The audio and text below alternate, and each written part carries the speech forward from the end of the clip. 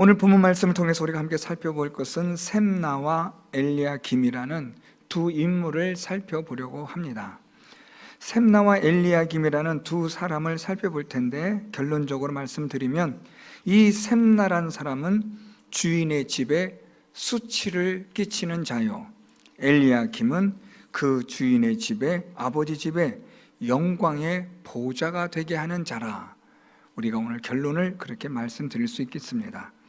셈나와 엘리야김이 어떻게 이렇게 정반대의 인생의 길을 걸어가게 되었는지를 오늘 우리가 말씀을 통해서 살펴보므로, 저와 여러분, 우리가 주인의 집에, 하나님의 집에 수치를 끼치는 자가 아니라 하나님의 집에 영광이 되는 그런 인생을 살아가는 저와 여러분, 우리 모두가 될 수 있기를 바랍니다.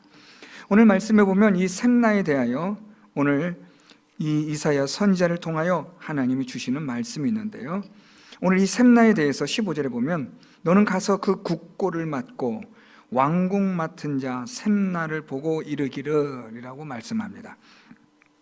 셈나에 대하여 오늘 15절 말씀을 통해서 보면 그는 국고를 맡았다, 또 하나는 왕궁을 맡았다 라고 말합니다. 오늘날로 말하면 경제적인 모든 재정을 맡은 자요, 또한 왕궁을 맡은 자. 그래서 예전 말로 우리가 얘기한다면 무슨 재무 대신 또는 국내 대신 이렇게 표현해도 될 것 같습니다. 이 셈나는 국고를 맡아서 그 모든 돈을 집행하는 그런 자였고, 또한 왕궁에 있는 모든 대소사 일을 결정하는 자였습니다. 따라서 이 셈나는 왕 다음으로 가는 아주 최고의 고위직에 있었다라고 보시면 됩니다. 또한 이 셈나는 아수르 왕 사네립이 예루살렘을 포위하였을 때 히스기야가 보낸 사절단 3명 중에 우두머리격으로서 대표가 되어서 이 아수르 왕 사네립을 만나기도 한 사람입니다. 따라서 이 셈나는 이 당시에 있어서의 남유다의 이 셈나의 위치는 왕 다음으로 절대적이었다라고 보시면 됩니다. 이러한 왕과 같은 지위를 누리고 권력을 누리고 호사를 누린 셈나에 대해서 오늘 하나님께서 16절 말씀부터 그를 책망하기 시작합니다. 내가 여기와 무슨 관계가 있느냐라고 하시는 하나님의 말씀을 통해서 네가 남유다와 도대체 너는 무슨 관계가 있느냐, 또는 너는 하나님과 무슨 관계가 있느냐라는 질문으로, 이 말은 너는 남유다와 아무런 관계도 없는 자요, 또한 너는 하나님과도 아무런 관계가 없는 자다. 하나님은 그렇게 말씀하는 겁니다. 학자들에 따르면 이 셈나가 이스라엘 백성이 아닌 이방인으로서 그가 이렇게까지 고위직에 올랐다고 해석하기도 합니다.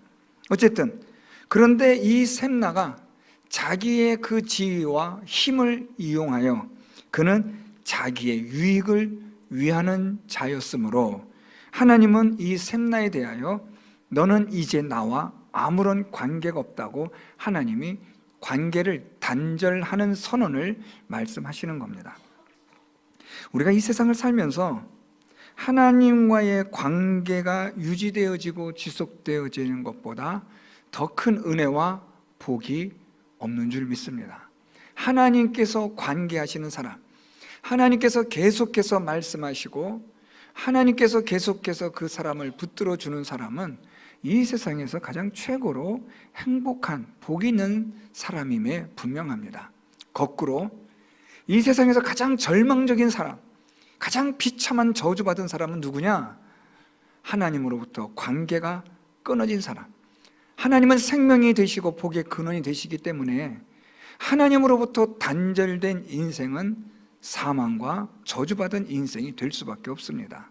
오늘 하나님은 셈나에 대하여 내가 여기와 무슨 관계가 있느냐 반문하시면서 하나님은 셈나와의 관계를 단절하십니다. 그 이유가 있는데요, 16절 계속해서 여기에 누가 있기에 여기서 너를 위하여 묘시를 팠느냐, 높은 곳에 자기를 위하여 묘시를 팠고 반석에 자기를 위하여 처소를 쪼아내었도다.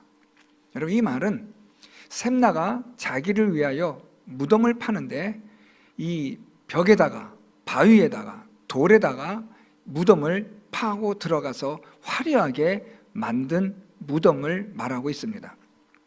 이 당시에 이런 무덤은 오직 왕족만 할 수 있는 그러한 무덤이었는데, 샘나는 자기의 지위를 이용하여 왕과 같은 묘실을 파고 왕과 같은 묘실을 파서 화려하게 자기의 죽음 이후에도 그 영광을 유지하려고 했던 자였음을 하나님은 말씀하고 있습니다.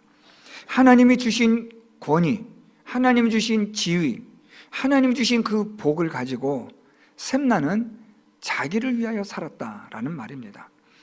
하나님께서 은혜 주시고 복을 주셨는데 그는 그 하나님의 은혜와 복을 하나님을 위하여 사용하거나 쓰는 자가 아니라 자기의 영광을 위하여 사용하였다라는 이 점에서 하나님은 샘나에 대하여 말씀하길 너는 나와 아무런 관계가 없다.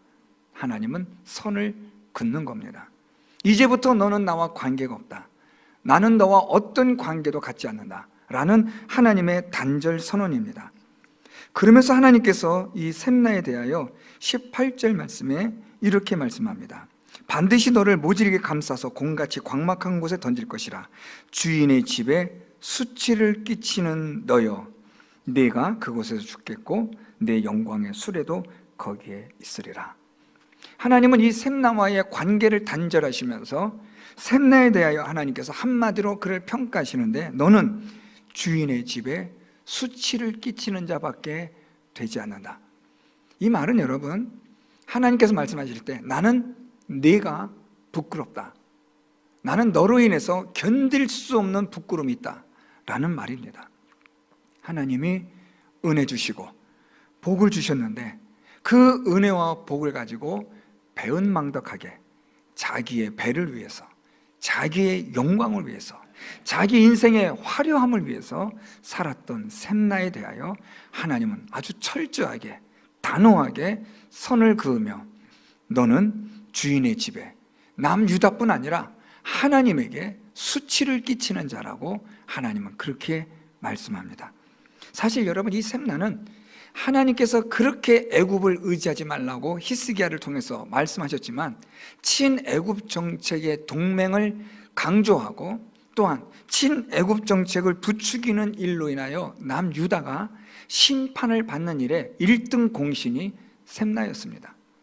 하나님을 믿고 하나님을 의지해야만 하는 그런 역할을 감당할 수 있도록 하나님이 그 자리에 그를 세워주셨는데 오히려 이 샘나는 하나님이 주신 지위와 그 역할과 그 은혜와 복을 가지고 하나님을 버리고 세상을 따라가고 세상을 믿는 자가 되고 자기의 영광을 위하여 살아가는 자가 되었다라는 점에서 하나님은 샘나에 대하여 나는 너와 아무런 관계가 없다.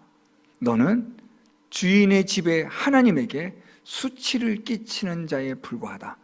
하나님은 단호하게 말씀합니다. 자, 그러면서 하나님의 심판이 이제 기록이 됩니다. 오늘 17절 나 여호와가 너를 단단히 결박하고 라고 말씀합니다.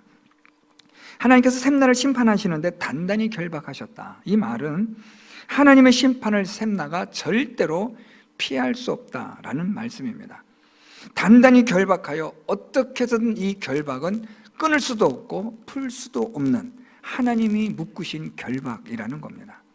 하나님이 심판을 내릴 때는 그 누구도 하나님의 심판에서 자유로운 자가 없습니다.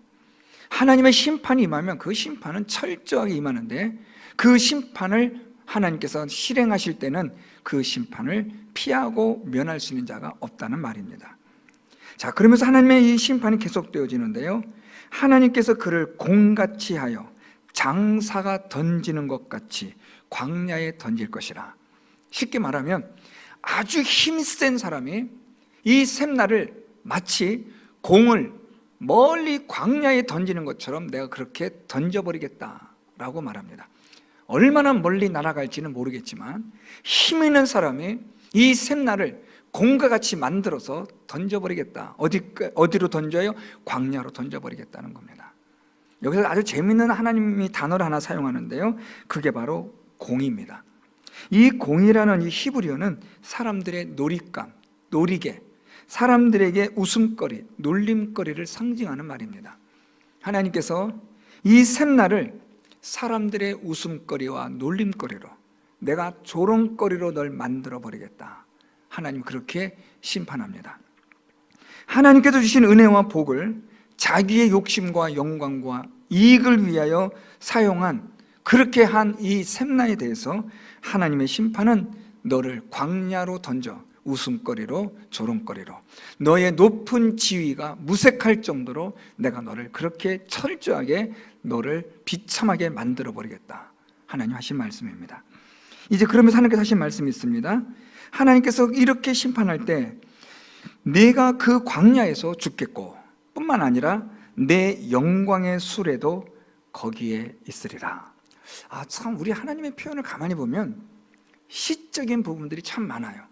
우리 하나님은 제가 개인적으로 생각할 때 상당히 문학적 그런 기질이 아주 풍부하신, 그러니까 또 사람들이, 우리들이 하나님의 그런 형상과 모양을 닮아서 우리가 그런 아름다운 시와 글과 그림을 또 그리는 게 아닌가 싶은데요, 하나님이 이 표현하는 방법들을 보면 아주 재밌어요.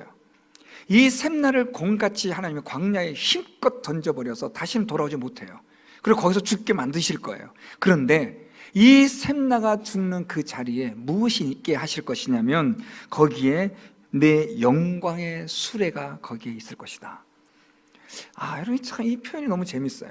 샘나는 그 광야에서 공같이 던져져 비참하게 죽는데, 그 옆에는 이 샘나가 탈 영광의 수레가 이렇게 덩그러니 놓여질 것이라. 자, 여러분 일단 이 영광의 수레의 의미를 좀 알아야 되는데요, 이 영광의 수레라는 것 약간 표현을 약간 미화한 거고요. 원래는 아주 빠른 수레라는 뜻이에요. 아주 빨리 달리는 수레, 요즘 말로 말하면 아주 좋은 승용차 같이 속도를 많이 낼 수 있는 그런 수레를 말합니다. 자, 그러면 이 샘나라는 사람에게 왜 이런 빠른 수레가 필요했을까요? 지금 이 상황은, 지금 오늘 샘나게 하나님께서 이사야 선지자를 통해서 말씀하시는 이 당시의 이 상황은 전시의 상황이 곧 임박할 상황입니다.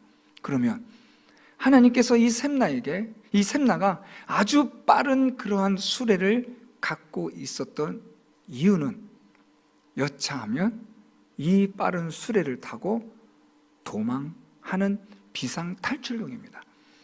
그래서 하나님은 이 수레가 너에게는 영광의 수레이고 너에게는 네 생명을 보존하고 지켜줄 수레라고 넌 여기고 있지만, 너가 죽는 그 자리에 영광의 수레가 덩그러니 놓여질 것이라. 네가 그렇게 준비한, 비상 탈출용으로 준비한 그 수레가, 그 마차가 내가 죽는 그곳에 덩그러니 주인을 잃은 수레가 그 자리에 있을 것이라. 참 여러분, 이 하나님의 이 표현 방법이 조금 이해가 되시나요? 네가 아무리 애를 써도 너는 내 심판을 피하지 못하고 도망하지 못하고, 너는 그 광야에서 공같이 던져져 죽게 될 것이고, 네가 준비하고 마련한 비상용 탈출용 그 수레는 덩그러니 놓여지게 될 것이라. 자, 그래도 그 수레가 너에게 영광의 수레이며 생명의 수레이냐? 하나님이 물으시는 거죠. 이렇게 하나님은 샘나를 철저하게 심판하실 것이라 그렇게 말씀합니다. 자기의 이익을 위해서, 자기의 영광을 위해서 살았던 자에 대해서 하나님의 심판은 가차 없습니다. 반면에 또 다른 사람이 등장하는데, 그 사람이 바로 엘리야김입니다. 오늘 하나님께서 샘나와는 다르게 엘리야김을 하나님이 불러서 사용하시는데, 20절 말씀, 그날에 내가 힐기야의 아들 내 종 엘리야김을 불러 내 옷을 그에게 입히며 내 띠를 그에게 띄워 힘있게 하고 내 정권을 그의 손에 맡기리니 라고 말씀해요. 자, 여러분 여기서 이 엘리야김이 도대체 어떤 인물이었길래 하나님 이렇게 엘리야김에게 파격적으로 그를 높여주시는가, 이걸 읽어보시면 대단해요. 이 샘나가 입었던 옷을 입히고, 그러니까 샘나가 가졌던 관직, 그 높은 자리를 준단 말입니다. 내 띠를 그에게 띄워서 샘나와 같이 힘있게 해주겠다는 거예요. 정권을 그의 손에 맡길 거예요. 그래서 왕의 2인자로서의 그 높은 지위를 주고 예루살렘 주민과 유다의 집의 아버지가 될 것이라, 아주 주권자가 되게 할 것이라는 말씀입니다. 아주 놀라운 것은 22절이에요. 내가 또 다윗의 집의 열쇠를 그의 어깨에 두리니 그가 열면 닫을 자가 없겠고 닫으면 열 자가 없으리라. 학자들은 이것을 가지고 엘리야김이 장차오실 메시아의 예표라고 말하기도 합니다. 어쨌든 이 엘리야김에게 하나님이 다윗의 집의 열쇠를 준다는 말은 다윗 왕권의 정통성에 대한 그 권한을 이 엘리야김에게 주겠다는 거예요. 다시 말하면 이 엘리야김은 히스기야 왕을 보필하는 신하이지만 2인자지만 그는 이 다윗 왕가를 대표할 수 있을 만큼의 그 권한과 영광을 내가 그에게 주겠다. 자, 여러분 여기서 약간 조금 우리가 어려운 표현이 다윗의 집의 열쇠를 그의 어깨에 둔다라는 표현입니다. 요즘 우리 여러분 열쇠는 다 어디에 있어요? 손 안에 우리 주머니 속에 있잖아요. 고대의 열쇠는 손 안에 주머니에 넣을 수가 없습니다. 고대의 열쇠는 아주 컸어요. 그래서 보통 이 큰 열쇠는 그래서 사람들이 짊어지기도 하고 어깨에 메고 다니기도 했습니다. 오늘 하나님의 말씀은 그런 뜻입니다. 다윗의 집의 정권을 내가 너에게 주어서 내 어깨에 메고 너에게 모든 권한과 위임을 내가 다 주겠다. 너에게 내가 영광스러운 걸 다 주겠다. 하나님께서 말씀하세요. 뿐만 아닙니다. 23절 못이 단단한 곳에 박힘같이 그를 견고하게 하리니 그가 그의 아버지 집의 영광의 보호자가 될 것이요. 하나님께서 이 엘리야김을 못이 단단한 곳에 박혀 빠지지 않고 부러지지 않게끔 만들어 주겠다는 거예요. 그래서 그의 아버지 집의 영광의 보호자가 되는 거예요. 이 엘리야김으로 인하여 이 집의 가문이 살아나는 거예요. 이 엘리야김으로 인해서 이제 거의 유명무실했던 이 가문이 빛을 보고 말 그대로 명문 가문이 되게 하실 것이라. 아주 하나님의 이 말씀은 파격적인 거예요. 자, 그러면 여기서 우리는 여러분 이런 질문을 해야 됩니다. 왜 하나님은 엘리야김을 이렇게까지 높이시는가? 도대체 그건 무슨 일을 했는데 그러시는가 하는 거죠. 구체적으로 나는 잘 본문에 나와 있진 않은데 힌트가 하나 있어요. 오늘 말씀 여러분 혹시 보셨는지 모르는데 20절 말씀 다시 볼까요? 그날에 내가 힐기야의 아들 내 종 엘리야김을 불러라고 말해요. 자, 이러면서 좀 우리가 주목하시도 보셔야 될 단어가 하나 등장하죠. 그게 뭐예요? 내 종. 자, 여러분 성경을 여러분 많이 읽어보시고 또 들으셔서 아시겠지만 하나님께서 내 종하고 표현하는 사람이 많아요? 적어요? 적습니다. 대표적으로 아브라함, 모세, 다윗, 아주 소수의 사람들을 향해서 하나님이 무엇이라 말씀하냐면 내 종이라. 자, 그러면 오늘 그렇게 하나님이 자주 사용하지 않는 표현인 내 종이라는 말을 지금 누구에게 쓰고 있냐면 엘리야김에게 하나님이 사용하신다는 거예요.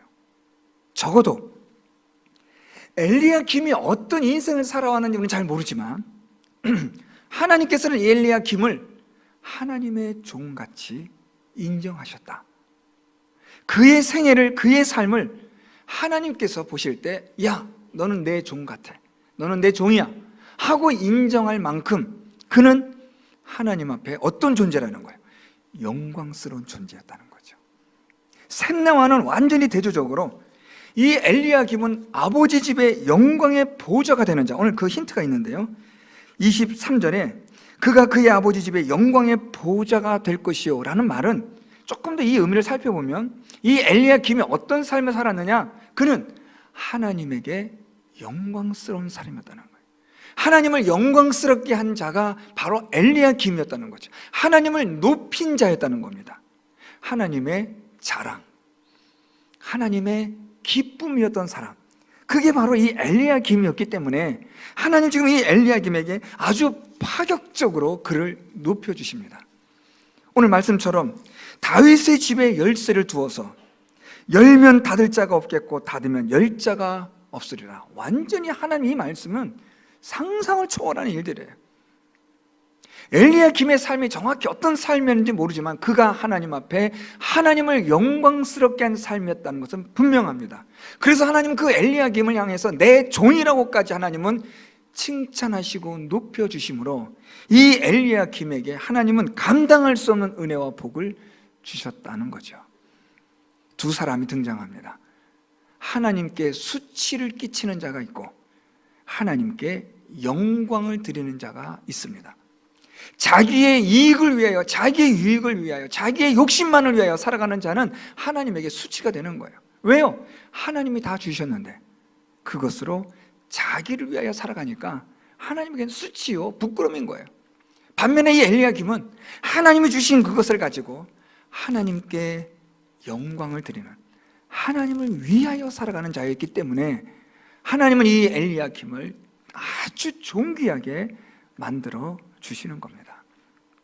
저는 우리 성도 여러분들이 하나님 앞에 수치를 끼치는 자가 아니라 하나님을 영광스럽게 하는, 하나님을 높이는 자가 될 수 있기를 바랍니다. 우리가 하나님을 높이면 하나님은 우리를 높여주세요. 여러분, 우리가 스스로 높아지는 것은 무엇이라고요? 그건 교만이에요. 그건 하나님께서 아주 싫어하시는 거예요. 그런데 하나님이 우리를 높여주시는 것은, 그것은 뭐예요? 하나님 주시는 은혜, 하나님 주시는 복입니다. 하나님이 우리를 높이시는 이 은혜와 복을 받으려면 우리가 하나님을 높이는 삶을 살아야 돼요. 하나님께 영광이 되는 그런 인생을 살아가면 하나님은 저와 여러분 우리를 높여주시는 자가 되는 줄 믿습니다. 자, 이제 마지막, 이걸 우리가 놓치면 안 됩니다. 그런데 오늘 말씀에서 백미라고 말할 수 있는, 주목하셔서 보셔야 될 구절이 하나 있어요. 지금까지 셈나와 엘리야김을 통해서 하나님께 수치가 되는 자, 하나님 그를 폐하시고 공같이 만들어 광야에 집어 던지시고 영광의 수레를 비참하게 만들어 버리셨고, 하나님을 높였던 엘리야김을 하나님은 존귀하게 만들어 주신 걸 보았어요. 하나님께 영광이 된 자의 삶을 살았던 엘리야김을 하나님은 영광스럽게 만들어 주셨다. 자, 여기까지 하고 결론 딱 내리면 끝날 것 같은데, 그런데 말입니다, 오늘 이 본문에서 소위 약간 어디 사투리인지 모르겠는데 껄쩍지근한 게 하나가 있어요. 딱 걸리는 게 하나 있어요. 삼키기에는 무언가 목에서 넘어가지 않는 중요한 구절이 하나 있어요. 오늘 본문 마지막 말씀인데요. 자, 오늘 말씀 보면 우리 24절부터 그의 아버지 집에 모든 영광이 그 위에 걸리리니 그 후손과 족속되는 각 작은 그릇 곧 종류로부터 모든 항아리까지니라. 이 말은요, 엘리야김이 잘 박힌 못과 같이 견고하게 박혀서 됐는데, 가문의 영광이 됐는데, 문제는 이 엘리야김 이후로 그의 후손들이 이 하나님 주신 은혜와 복을 다시 셈나와 같이 자기의 이익을 위해서 사용하기 시작한다는 거예요. 보세요. 그 후손과 족속되는 각 작은 그릇, 가장 작은 종주로부터 모든 항아리까지, 이젠 엘리야김의 그 덕으로 지금까지 하나님의 은혜로 살아왔던 것에 다들 모두가 다 더부살이 하는 거예요. 엘리야김 이름만 팔면은 다 해결이 되고, 엘리야김 이름만 되면은 다 무사 통과되어지는 그 은혜와 복을 그냥 받는 거예요. 무한히 받는 거예요. 그러면서 자기의 영광을, 자기 이익을 위한 자가 되었다라는 겁니다. 전쟁을 모르는 세대들, 그래서 여러분 사사시대 보면 전쟁을 모르는 시대들 때문에 그들이 하나님을 잊어버려요. 엘리야김이 하나님 앞에 얼마나 영광스럽게 하나님을 높여드렸는가의 삶을 알지 못하고 잊어버린 세대들은 하나님을 이용하는 거예요.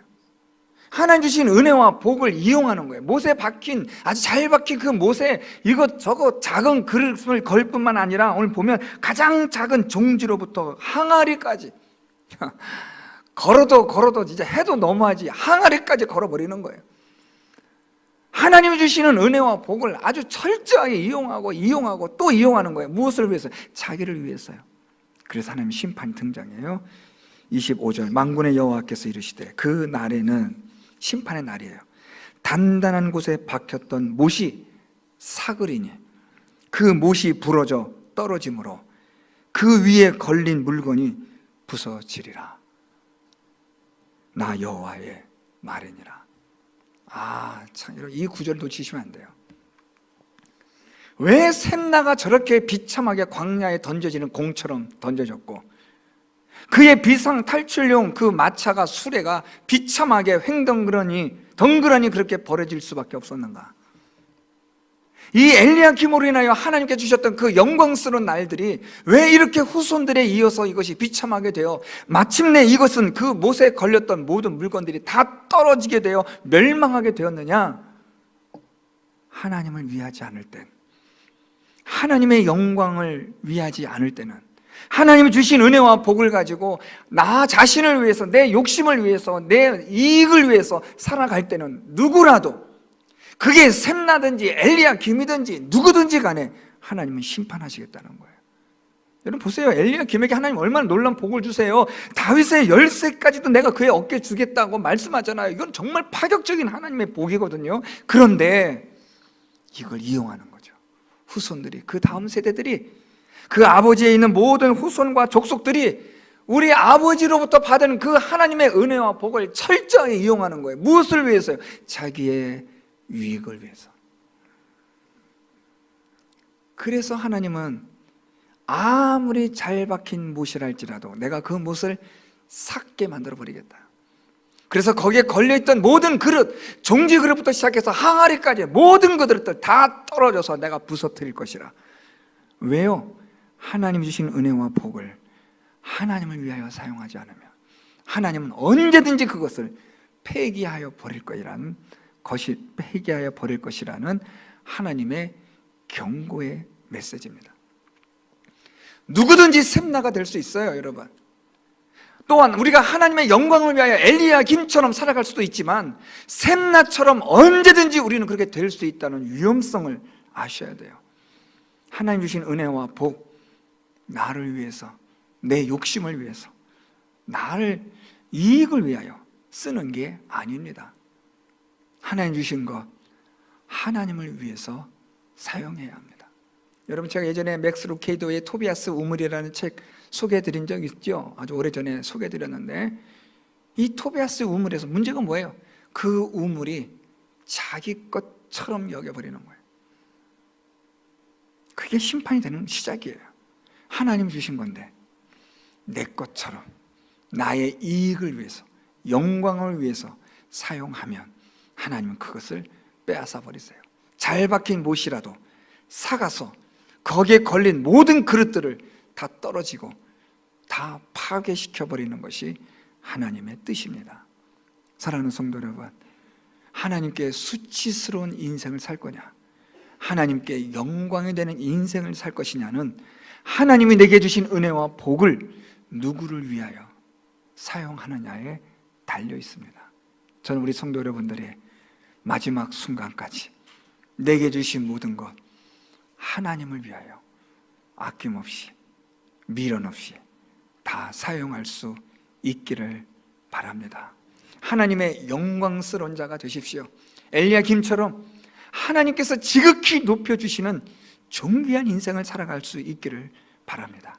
잘 박혀진 못과 같이 가문의 영광이 되고 하나님에게 영광이 되고 교회의 영광이 될 수 있는 인생, 하나님을 위하여 내게 주어진 것 사용하고 하나님을 위하여 내 모든 인생, 시간 하나님을 위하여 드려질 때 하나님은 우리를 존귀하게 높여주시는 엘리야김과 같은 존귀한 자의 삶, 영광스러운 삶으로 하나님이 만들어 주실 줄 믿습니다. 하나님을 위하여 아침에 일어나셔서 주무실 때도 무엇을 위하여? 하나님을 위하여, 오직 하나님을 위하여. 우리 모든 성도들이 하나님을 위하여 내게 주어진 모든 것 하나님을 위하여 영광스러운 삶을 살아갈 수 있기를 예수 그리스도의 이름으로 축원드립니다. 말씀을 생각하며 함께 통성으로 기도하겠습니다.